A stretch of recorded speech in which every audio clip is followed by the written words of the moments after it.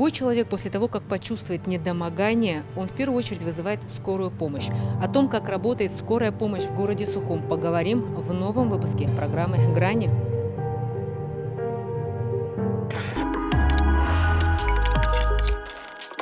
По городу Сухум, это вот где мы сейчас находимся, угол пересечения Звамба и Лакоба, станция скорой помощи города Сухум.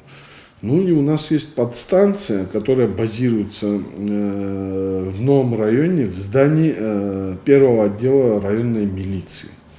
Значит, там с торца две комнаты, два помещения нам выделили, и мы вон там располагаемся. Значит, бригада одна, которая в основном обслуживает. Это старый поселок, новый район, и, значит, Нижний, Верхний Шера и до Шицкуар, вот так скажем. Вот. Это вот подстанция. Сейчас сложилась ситуация, при которой люди пересмотрели подход к самолечению. Если раньше с условной температурой 37 и легким насморком можно было отлежаться дома и спокойно выйти на работу, то сейчас, опасаясь, что это то самое, а именно COVID-19, люди сразу вызывают врача. И это приводит к тому, что система здравоохранения местами справляется, местами нет. И медики, несмотря на нечеловеческие нагрузки, помимо экстренной помощи, оказывают еще и моральную. Очень много звонков в течение суток у нас, особенно в дневное, конечно, время. Люди не могут дозвониться до горячей линии 0303, потому что звонить надо с мобильного телефона. Видимо, не все знают, попадают на 03 к нам. И мы начинаем в качестве психолога, начинаем беседовать, начинаем помогать, направлять, с чего надо начать вообще человеку обследоваться, вот, как попасть на ПЦР, что надо связаться с поликлиникой, с участковыми врачами. И мы вот чисто так вот садимся на телефон и начинаем помогать. Ну а те, кто дозваниваются, уже сами как-то справляются. Но очень много звонков у нас за сутки, вот, просто по каким-то таким вопросам организационным, именно по поводу обследования, что делать. А у людей очень много панических атак. Они в основном начинают паниковать, вот, бояться. Ну и мы, соответственно, как медработники, успокаиваем людей. Вот на самом деле таких звонков очень много. В сутки работают 4 кареты, 4 бригады. Значит, они занимаются и перевозками в госпиталя пациентов, и оказанием помощи на дому. 4 бригадами мы успеваем, и вроде без загвоздок все идет. Ну, я что могу сказать? По необходимости мы можем усиливать дальше бригады. У нас в зимний период, в обычное время, всегда было, значит, 3 бригады. Мы пока на 1 бригаду усилились, и нам пока это хватает. По необходимости мы сделаем, если будет такая необходимость, еще и 5-ю бригаду. Диспетчерами в скорой помощи работают фельдшеры. От их знаний и умения анализировать и оценивать ситуацию зависит, какая бригада отправится на вызов.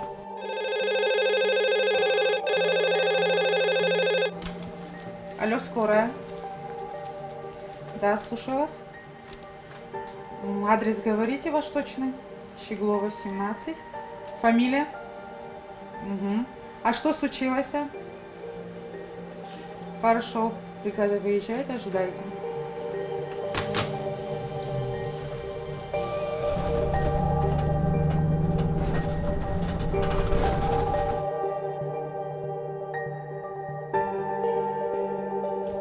От центральной части города до улицы Щеглова карета скорой помощи доехала за 4 минуты. Показатели очень хорошие. Ежедневно диспетчер принимает свыше 70 вызовов. Обслуживание одного вызова может длиться около 2 часов. В жизни случается всякое, и порой от оперативности действия может зависеть жизнь человека. Оказав необходимую помощь, бригада скорой помощи возвращается на станцию. Персонал работает круглосуточно, и на каждом вызове неизвестно, заражен пациент коронавирусом или нет. Дело в том, что для защиты от COVID-19 нужно специальное снаряжение, а затем дезинфекция автомобиля. Но уберечься на 100%, находясь на передовой, все равно невозможно. COVID-19 здесь заболел лишь один сотрудник. Сейчас он находится на больничном. Благо, я хочу отметить, обязательно сказать, всему коллективу скорой помощи огромное просто слова благодарности. Почему? Потому что это те люди, да, напрямую профессия гуманная, там понятно, что никто их не заставил, сами выбрали гуманная профессия, еще раз подчеркиваю, говорю, но в эти дни просто мне гордостно, мне приятно. Вот то, что какие-то указания вот здесь даются, они безукоризненно, быстро, четко исполняются. Значит, дисциплина от самосознания людей вот в коллективе, она не то, что где-то там подшатнулась, наоборот, она укрепилась и четко вот таким-то братством все вместе вот здесь стоят. И мне это очень приятно заявить и говорить, и работать в таком коллективе. Спасибо им отдельно хочу всем сказать. Значит, что касается коллектива, еще не могу не отметить, что пожилых людей мы вынуждены, потому что мы первые контактируем с пациентами, мы вынуждены были их защитить. Значит, с сохранением заработной платы мы несколько человек, своих сотрудников, чтобы сберечь, отправили на дом. Значит, а остальные все без отказа, значит, без уклонения от работы, все четко выполняют свои обязанности, чем я вот еще раз говорю, и гордостно, и приятно, что вот такую помощь оказывают нашим гражданам. Так, это амбулаторная комната. Это комната, в которой мы принимаем пациентов амбулаторно, которые не вызвали, допустим, скорую помощь, а пришли сами. Ну, по многим причинам. У кого-то мигрень, у кого-то там давление высокое, кому-то там плохо стало, вот ехал по дороге, заехал к нам. Ну и в этой комнате мы уже оказываем помощь.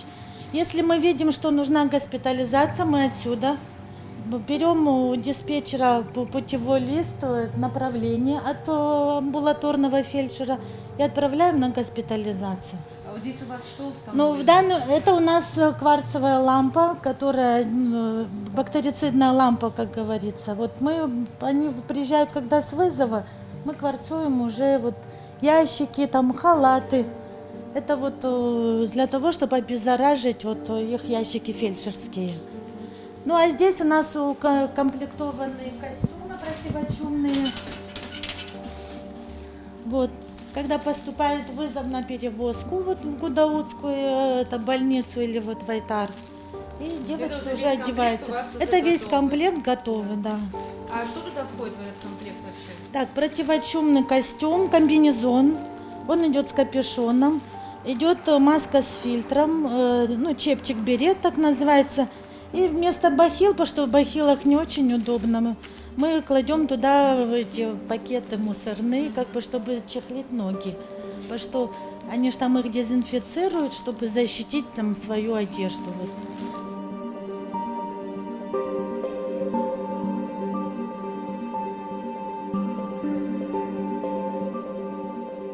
Среди пациентов все больше становится ковидных больных, которым необходимо приезжать в защитном костюме.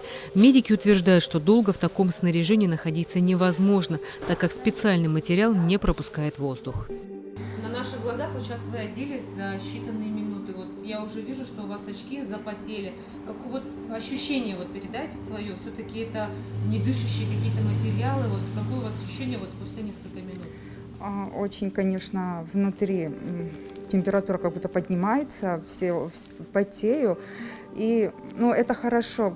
У меня просто очки запотевают, и когда нужна первая помощь пациенту, бывают такие моменты, просто не могу оказать должным образом, потому что я могу не увидеть, я не могу залезть и почистить. Такая проблема тоже есть, но мы стараемся. И по времени сколько вам приходится, это получается, если Сухумы везут в ковидный госпиталь Гудауту, это почти полчаса? Да. И потом вы там уже снимаете себя или возвращаетесь? Нет, мы туда приезжаем, оставляем пациента, потом в другой корпус едем, нас обрабатывают, мы все снимаем, и уже в наших чистых одеждах, машину тоже обрабатывают, минут 5 сохнет она, и садимся и уезжаем. Сколько раз вам приходилось перевозить? Ну, за сутки, вот лично мне 2-3 раза могло быть. Хочу отметить, посмотрите, оператор сейчас увеличит. Прошло буквально 2 минуты, и очки полностью уже запотели.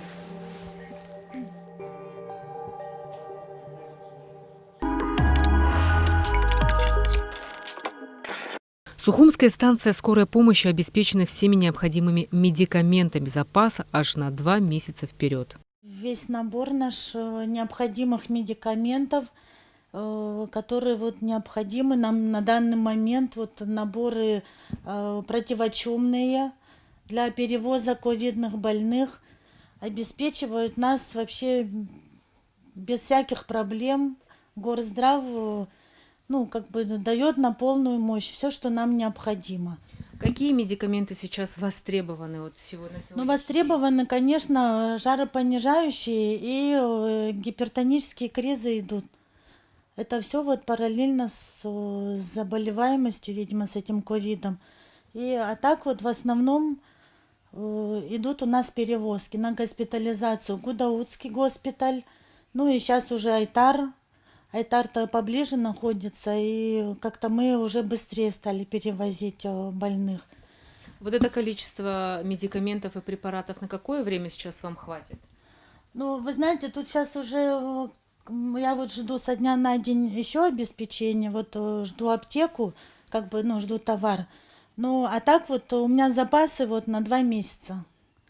Меня обеспечивают вот с запасом на 2 месяца вперед. В данный момент на скорой помощи, знаете, как вот в борьбе с этим вирусом, ну, конечно, я бы пожелал бы, чтобы у нас были новые машины, чтобы у нас было много чего, но вы знаете, в сопровождении этих пациентов в основном это самая первая помощь, это значит, что необходимо, это кислород. Это как практика показывает. У них сатурация падает у таких больных, то есть у кого пошло, скажем, осложнение. И осложнение идет пневмонией, да? Значит, вот таким больным пациентам больше всего, чаще всего необходим кислород. Какие-то небольшие сложности есть, но мы как бы тихо, спокойно все это решаем.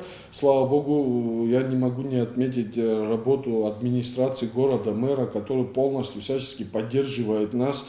И мы обеспечены, значит, средствами индивидуальной защиты, СИЗ-костюмы, которые называются, да, то есть препаратами, необходимым всем, что мы могли оказывать помощь населению неотложно и экстренно. Значит, в этом плане спасибо еще раз администрации города, что у нас вот это все есть. Но в данный момент, я бы сказал, прямо вот сейчас срочно нужных таких вот у нас, слава богу, такого нету. Мы, тем самым, я могу сказать, мы готовы к борьбе полноценно. Если в столице работа скорой помощи налажена, то в других городах и районах ситуация остается плачевной. Таких полноценных станций скорых помощей по Абхазии только в городе Сухум, нашей столице. Но имеются скорые помощи, отделения скорых помощей при больнице города Гагры и при больнице города Гал. Вот при больницах имеются отделения, и у них там есть выездные бригады. К сожалению, в остальных районах, в остальных городах у нас очень плохо налажено с этим из-за нехватки просто элементарно физических кадров. Людей нехватка. Из-за этого, значит, не организовано, не налажено. Так при центральных районных больницах везде машины присутствуют, чтобы при экстренных каких-то ситуациях они, значит, чтобы перевозку могли осуществить в республиканский центр, скажем так. Ну вот, что касается вот районов. Это вот насколько мы знаем, насколько мы информированы. Машины скорой помощи должны иметь определенное оснащение для оказания первой необходимой помощи. Надо отметить, что классы автомобилей скорой медицинской помощи отличаются между собой оснащением машины, приборами и техникой. У нас, смотрите, на сегодняшний день все машины, которые имеются на базе станции скорой неотложной помощи города Сухум, они все санитарные машины. Машины, кареты скорой помощи, они подразделяются. Чтобы было проще и понятнее людям, она, знаете, как есть санитарная машина, а есть машина, карета скорой помощи категории А, категории Б, категории С. Значит, у нас ни А, ни Б, ни С нету, но мы буквально очень быстро здесь на своей базе, своими руками смогли создать категорию А-класса машин. Две, которые у нас сегодня и заняты перевозками. То есть это мы оснастили кислородом, значит, оснастили пульсоксиметрами, который может сатурацию померить, да, вот на ходу смотреть, контролировать состояние пациента. Вот такими аппаратами мы их снабдили, кислородную систему наладили, установили увлажнители кислорода. И, значит, пациент, получая, значит, чистейший кислород, спокойно может быть транспортирован. Значит, даже мы замечаем, что вот на вызов приезжаем, больной задыхается, у него сатурация упала, вся картина ковидная есть, но молодые девочки, наши фельдшера, не теряются, они уже научились, понимают, знают, как оказывать помощь. Они, значит, все это наладив, кислороду подключают пациента. И, допустим, если это в Гудауту везем, пока мы к Гудауте подъезжаем, а это там где-то полчаса пути, да, за эти полчаса, если, скажем, там, грубо говоря, 80 с чем-то была сатурация, настолько упала, а у человека 99-100% сатурация должно быть в норме, да, и пока мы до больницы доезжаем, там 97, 98, 96, то есть это пределы нормы. Госпитализации показания, если ниже 92. То есть мы, довозя пациента, тоже, конечно же, не просто, еще раз, вот для кого-то это может так понятно, взяли, повезли. Нет, мы именно тоже помощь оказываем. И во время следования в пути всякие ситуации бывают, то есть и симптоматическую, и целенаправленную помощь мы оказываем. И вот так, одним словом, у нас две машины оснащены, мы сами своими силами. То есть это не заводские машины, которые там оснащены, с завода пришли, а мы сами их тут оснастили и сделали, и, значит, они у нас налаженно работают. А остальные характерные белые вот такие следы, как будто она грязная, остается от того, что там хлор содержащий. Значит, вот это вот у нас вот такой вот увлажнитель кислорода, да? Она вот через увлажнитель, вот маска. Кислородная система, вот здесь она вот в розетке есть, вот подключились мы и получаем вот здесь кислород. Вот он монитор, который во время поездки, значит, мы сатурацию контролируем, пульс, значит, кардиограмму, все. И вот здесь у нас стоит баллон сзади кислородный, и вот таким путем она оснащена. Мягкие носилки, и вот эти две машины, которые именно вы видите, они, значит, уже категории А-класса получаются. А остальные все у нас санитарные машины. Вот, значит, вот этими двумя мы перевозим тяжелых больных. Не каждый человек сможет работать в службе скорой медицинской помощи. Дело не только в суточной работе, постоянных разъездах, большой ответственности и необходимости принимать решения в экстренных ситуациях. Здесь должна быть хорошая стрессоустойчивость.